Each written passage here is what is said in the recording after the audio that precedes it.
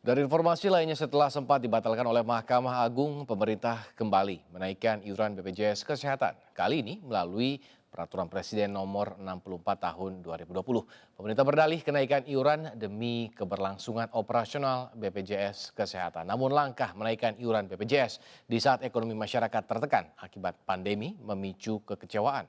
Gugatan hukum pun siap dilayangkan.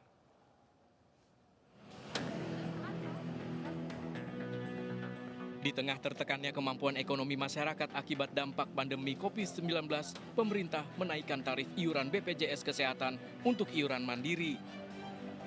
Keputusan untuk menaikkan iuran BPJS Kesehatan diambil pemerintah melalui peraturan presiden setelah kenaikan sebelumnya dibatalkan melalui keputusan Mahkamah Agung. Pemerintah beralasan kenaikan perlu dilakukan demi berlangsungnya operasional BPJS Kesehatan. Yang disubsidi pemerintah. Nah, ini yang tetap diberikan subsidi, sedangkan yang lain tentu menjadi iuran yang diharapkan bisa menjalankan keberlanjutan daripada operasi BPJS Kesehatan. Isi Perpres yang ditandatangani 5 Mei 2020 lalu menyebutkan iuran mandiri kelas 1 dari Rp80.000 menjadi Rp150.000. Mandiri kelas 2 dari Rp51.000 menjadi Rp100.000. Sementara untuk iuran kelas 3 naik menjadi Rp42.000, namun pemerintah memberikan subsidi Rp16.500 sehingga iuran tetap Rp25.000. Tapi pada tahun 2021 mendatang, subsidi akan dikurangi Rp7.000 hingga iuran mandiri kelas 3 yang harus dibayarkan sejumlah Rp35.000. Keputusan pemerintah menaikkan tarif BPJS Kesehatan ini ditentang sejumlah pihak termasuk kalangan pengacara yang sebelumnya mengajukan gugatan kenaikan iuran BPJS ke Mahkamah Agung.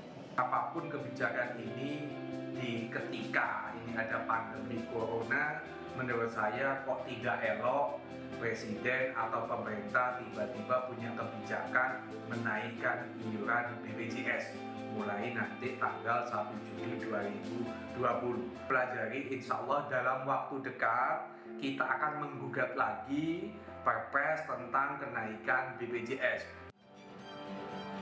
Soleh optimis Mahkamah Agung akan kembali membatalkan Perpres kenaikan iuran BPJS. Dari Jakarta, Tim Liputan iNews melaporkan. Dan terkait hal tersebut, kini kita telah terhubung dengan Humas BPJS Kesehatan Muhammad Iqbal Anas Ma'ruf dan Rusdianto Matulatua selaku kuasa hukum komunitas pasien cuci darah Indonesia. Selamat sore Bapak-Bapak. Selamat sore Pak Samuel. Selamat sore, Assalamualaikum. Waalaikumsalam. Saya ingin ke Pak Iqbal dulu. Pak Iqbal, mengapa iuran BPJS harus dinaikkan? Karena kan kita sudah mengetahui sudah ada putusan dari MA yang membatalkan kenaikan iuran pada bulan Maret lalu. Ya, pertama perlu dipahami bahwa ada putusan MA yang salah satunya untuk dengan sebenarnya apakah mencabut atau mengganti seperti itu. Tapi konteks di Perpres 8 2020 ini adalah memastikan memberikan kepastian hukum terkait besaran iuran. Bahwa mandiri yang dilakukan obat di kelas 1 dan kelas 2. Tetapi kelas 3 caranya sama di Perpres 84 tahun 2018. Dan justru pemerintah tangkap aspirasi lewat rakyat dan memberikan bantuan iuran 16.500. Ini tujuannya, kalau bahasanya untuk operasional BPJS Kesehatan memang tidak pas. Karena itu orientasinya adalah untuknya bagaimana pelayanan kepada peserta menjadi lebih baik, dipastikan rumah sakit bisa fokus melayani kesehatan karena cash flow-nya terjaga dengan adanya penyesuaian iuran. Nah, jika tidak dinaikkan, apa yang terjadi dengan BPJS, Pak Iqbal? Loh, kalau tidak dinaikkan ya tentu jumlah tunggakan menjadi semakin besar dan risikonya bisa terjadi selama ini pasien yang sudah menikmati layanan akan menjadi tidak menikmati lagi. Nah, Perpres 75 2019 itu kan tidak hanya merubah soal segmentasi mandiri yang digugat nih. Tetapi dia menyangkut dari misalkan pekerja penerima upah batas atas yang awalnya 8 juta menjadi 12 juta. Lalu ada ASN yang disesuaikan. menjadi take home pay dan ada batasan juga di sana, termasuk PBI dari 23.000 menjadi 42.000 dan itu dilakukan sejak 1 Agustus 2019. Itu menolong bagaimana cash flow di 2019 terbantu, tapi masih ada tanggung jawab yang harus diberikan BPJS Kesehatan yang over 2020. Apakah kondisi BPJS memang separah itu sehingga harus dinaikkan oleh pemerintah meskipun baru tahun ini juga dibatalkan oleh MA? Ya, pemerintah kan tentu berhitung dengan seksama ya Pak ketika menerbitkan Perpres. Artinya dengan dukungan data ilmiah dan terakhir iuran diperbaiki itu di Perpres 19 tahun 2016. Ini sudah jalan 4 tahun dan dalam klausul Perpres memang diatur bahwa dengan melihat kondisi misalkan angka biaya yang semakin tinggi, ada tingkat inflasi dan yang lain, iuran memang harus diperbaiki supaya terjadi keseimbangan antara iuran. Bukan berarti harus lebih, Pak. Tetapi kalau masih kurang memang harus ada intervensi yang diatur di PP 87 2013. Apakah penyelesaian manfaat, penyelesaian iuran, atau dengan suntikan dana yang selama ini sudah dilakukan pemerintah sejak 2015. Oke, Pak Rusdi, tanggapan dari KPCDI atas kenaikan iuran BPJS ini, Bang? Ya, berkaitan dengan kenaikan yang dituangkan di dalam Perpres yang terbaru ini. Tentunya sikap KPCDI keberatan terhadap kenaikan. Kenapa? Karena pada dasarnya Perpres sebelumnya itu kan pernah diuji dan menghasilkan suatu putusan yang positif bagi pihak KPCDI. Ya. Oke, nah tentunya kita juga harus belajar pada yang tertuang di dalam pertimbangan-pertimbangan suasana kebatinan yang ada di dalam putusan nomor 7 tersebut. Nah, salah satunya yang menjadi kekuatan dan putusan itu bahwa yang pertama BPJS itu maksimal melayani kebutuhan masyarakat.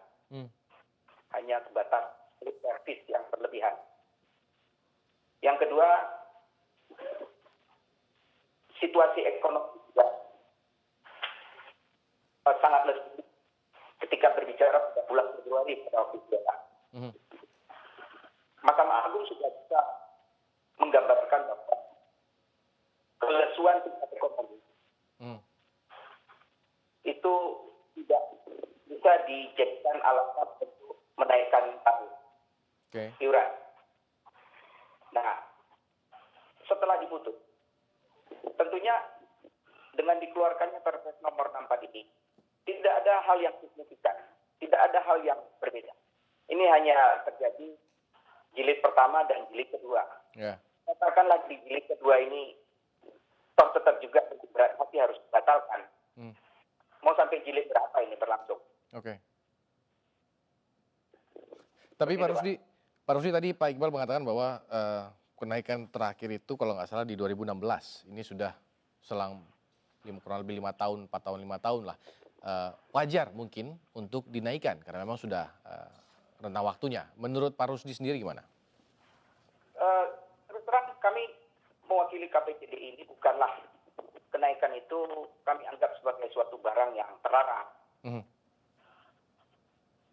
Hanya kan di dalam Undang-Undang BPJS juga kan disampaikan bahwa ketika dia mau melakukan kenaikan itu, dia harus menyesuaikan dengan kemampuan masyarakat. Baik. Nah sekarang kita berhitung dengan pasti, dengan kekuatan yang jelas. Ini situasi COVID ini sudah meluluhlantahkan semua sendi-sendi. Baik perekonomian, ya, tidak ada yang berkembang secara positif dari sisi ekonomi. Terus dipaksakan dengan kenaikan. Ya, walaupun kenaikan itu sebenarnya menjadi norma yang sudah dilarang pada saat ini. Nah, 150.000 itu jangan hanya dilihat dari satu kepala. Karena ketika dia menjadi satu keluarga, 100.000 itu akan berubah menjadi 600.000 per bulan, Pak. Nah, bayangkan 600.000 per bulan. Dikali setahun itu, Anda bisa bayangkan. Ditambah lagi bagaimana dengan yang kelas 3 yang itu rata-rata banyak dihuni oleh orang-orang yang menderita penyakit katastrofik seperti itu ya Pak. Nah artinya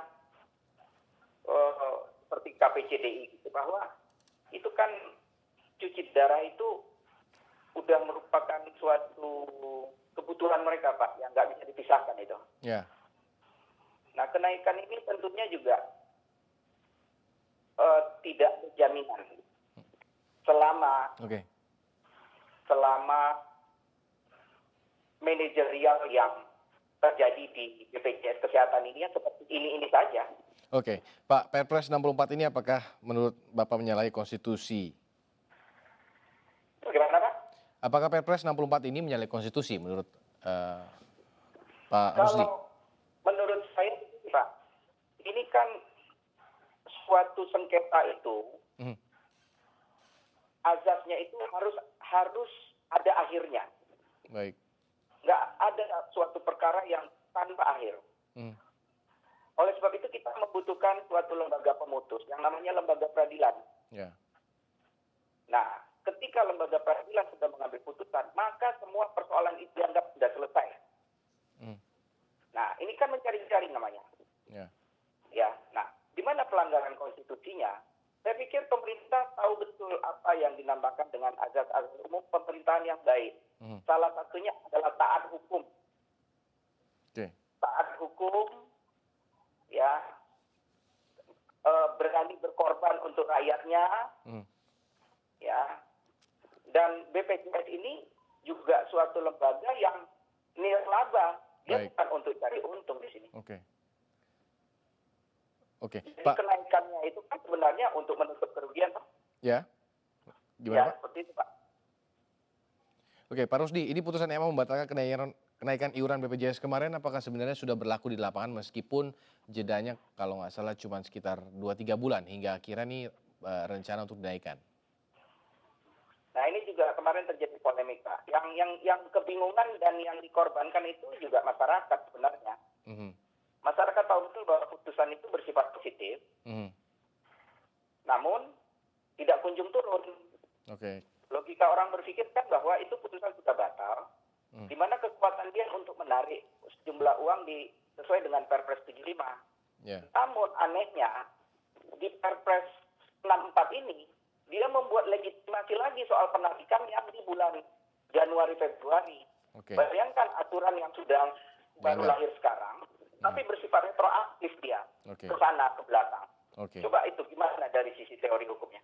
Oke, baik, berarti itu harus dipikirkan lagi oleh pemerintah soal proses penerapannya berarti ya, Pak? Ya, saya berpikir seperti ini. Saya orang yang melihat bahwa persoalan BPJS ini adalah suatu persoalan yang harus dilihat secara baik, komprehensif. Tidak hanya menyalahkan masyarakat, tidak hanya menuju pada kelalaian dan kekurangan ini ada pada masyarakat. Ya, tapi kita juga harus berani untuk menilai ke dalam diri kita sendiri. Ya, artinya saya lebih percaya bahwa kejadian-kejadian yang terjadi pada BPJS ini lebih pada kesalahan-kesalahan yang dilakukan secara manajerial, Pak. Oke, berarti itu ya dia poinnya ya. Pak tuh, Pak Iqbal. Ini nanti mungkin akan ada gugatan kembali nih. Jika memang kembali diturunkan lagi atau mungkin dibatalkan kenaikannya oleh MA lagi, apa yang akan dilakukan atau apa yang sudah dipersiapkan oleh BPJS untuk menjawab tantangan finansial? Ya, menggugat kan hak dari setiap warga negara ya, itu dilindungi undang-undang, tentu kita menghormati ya. Tetapi tentu kita harus berpikir lebih besar bahwa ketika kita diskusinya sering soal ini layak apa tidak, tetapi pelayanan kepada peserta kan tidak berhenti, Pak. Dan perlu rumah sakit ditenangkan untuk dibayar cash flow-nya supaya pelayanan menjadi lebih baik. Dan itu BPJS Kesehatan dengan konsekuensi Perpres 64 2020 terpacu untuk memastikan layanan menjadi lebih baik. Termasuk untuk teman-teman yang menderita cuci darah, bahwa ada perbaikan soal mekanisme rujukan setelah adanya Perpres 75 tahun 2019. Meskipun digugat tetap dilayani kok Pak, seperti itu. Oke begitu. Baik, terima kasih Pak Iqbal dan Pak Rusdi atas waktu dan kesempatannya, waktu juga yang mengakhiri perbincangan kita. Selamat sore. Selamat sore. Assalamualaikum. Baik, terima kasih.